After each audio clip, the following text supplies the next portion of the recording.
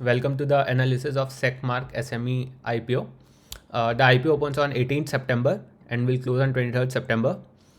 Issue size would be around 1 million equity shares of face value 10, and IPO will be priced at 135 rupees and a market lot of 1000 shares. So this means that a minimum amount of money that you will have to spend to bid for this IPO would be 1,35,000, unlike 15,000 rupees you bet on any other IPO, which is non-SME.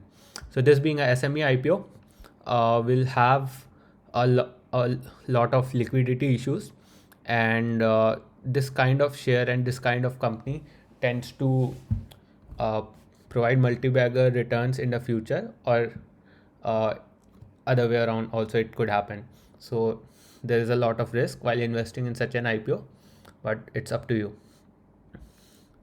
Then, what does the company do? It's a 9 years old company which is in technology, outsourcing, consulting, compliance, operation, risk management, software development, and all these services.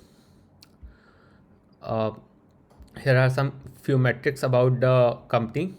You can see some important numbers like return on net worth 38%, which is brilliant.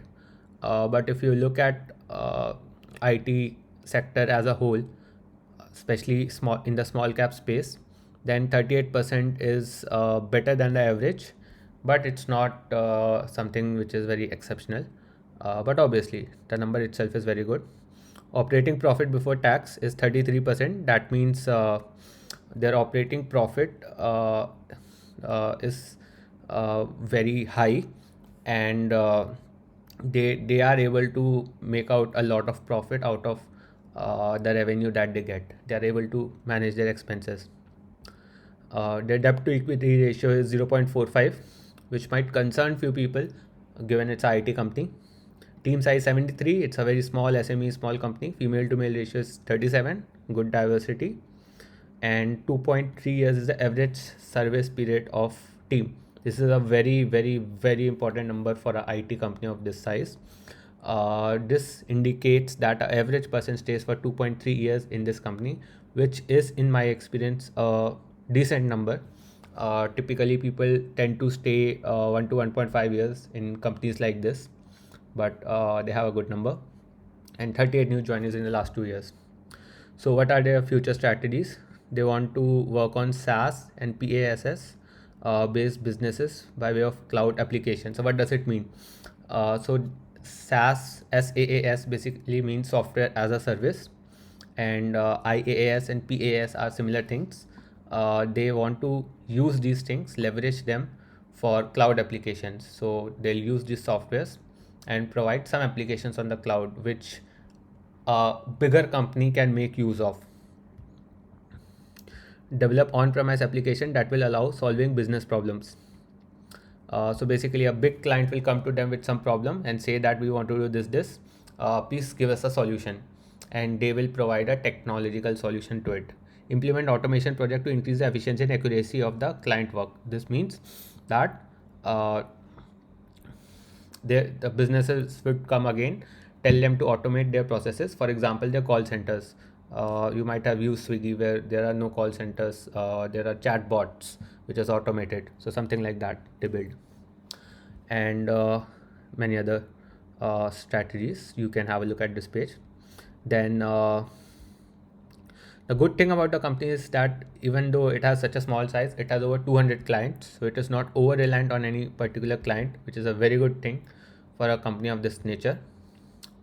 And having a look at the management, we have this guy Jignesh Mehta, who has over 20 years of experience in international fintech market. We'll have a look at his LinkedIn profile also, and he leads this company.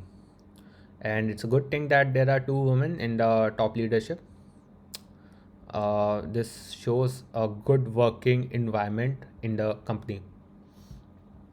Next, a very important fact is that, as you can see on moneycontrol.com, IPO is of SME segment, and it is estimated to raise only 15 crores. That means it's going to be a very illiquid stock. If you invest in it, you might never or rarely find a person to buy back your stocks, or you may easily find. I don't know, it depends on how the company is performing, how the market conditions are, but that risk will always be there. So be careful about before investing. Take this 15 crore number into mind, and remember the minimum quantity you have to invest is 1,35,000. Then the revenues of the company. Before we move on to the revenues, I just wanted to, yeah, cross check. Yeah, so here you can see the company financials have been very robust. Their assets have doubled in the last 3 years. Their revenues have almost doubled, not doubled, maybe increased by 80%, but that has not reflected in their PAT. The reason for this is what I read in the article is because they have been doing a lot of acquisitions and investing a lot of money into getting new companies which can add value to their business. Again, you have to judge here whether it's a good step or a bad step. And secondly, they spend a lot of money on retaining their top management. This is the Secmark website. Here are the key things that the company does, key services that the company offers. Start a business. So if you want to start a business, it will help you with the implementing business compliance, risk management, AML process, etc. Then software development, which is very typical. I mean, there are hundreds of companies doing it. But what kind of software they are actually developing, you might want to have a look at that by yourself. Then outsourcing. So they say that whatever they are not able to do, they outsource it to someone else. So, but if a bigger company comes to them, I have this problem, I want to solve it, please find me an outsourcing partner, they will help with that. Then IT infra management, very important.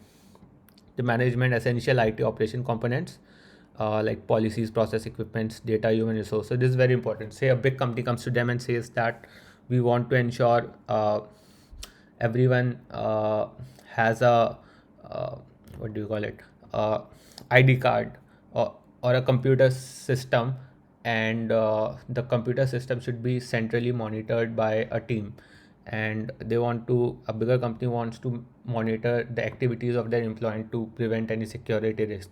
So this company will provide a solution. Then system audit and IT security, very similar. Forensic audit. Forensic audit is a very important thing.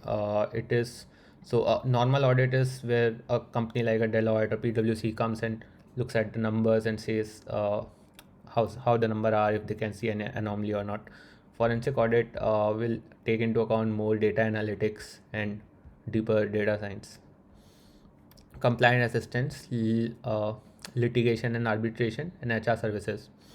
So these are the services offered by the company. What are industries and product it offers? So the first product is order instruction management system. It's SMS based application that allows seamless flow of orders from advisors to client and from client to their broker while maintaining complete trail and evidence of order placement. Then e-learning product suite. You know, the e-learning boom has come, so you might want to have a good look at that. Free annual literacy test for school students.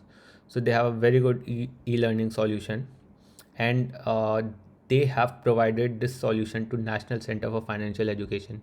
So this fact gives some authenticity to this company, that they have worked for a government as a client. Then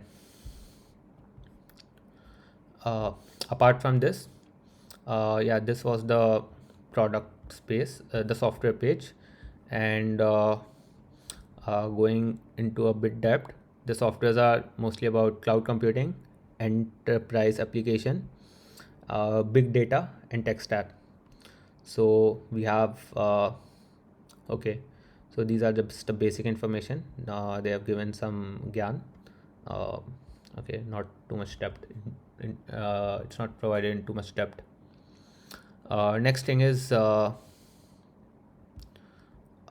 some basic information which we have already seen.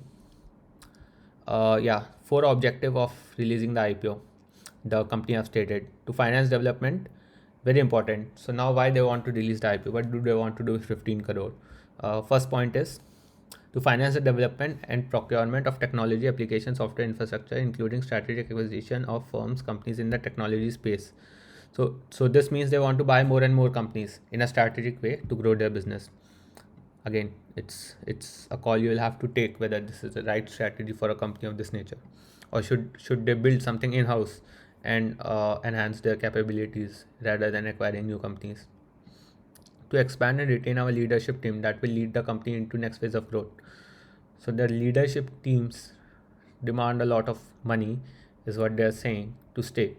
So is normal, but again, can this be a reason for extending a IPO? Can you use a IPO amount for uh, retaining your leadership? That it's a question to be asked, and it could be decided by you guys. uh, Another way they could have done this is, instead of using IPO money to retain the leadership, they could have provided e-shops to their leadership teams, so they would also have been more motivated. To acquire certain fixed assets, that is okay. Repayment of bank facilities and general corporate expenses. That's all. So that was all, guys. If you like the review, please subscribe to the channel. Request you, it's a very new channel. uh, I'll come back to you. I'll share with you the views of experts, views of Mr. Anil Singhvi, and views of a lot of different news channels and experts on this IPO with you. And to follow that, to get those views, please subscribe to the channel and stay tuned. And if possible, please press the bell icon. You will get notifications for all the videos. Thank you, guys.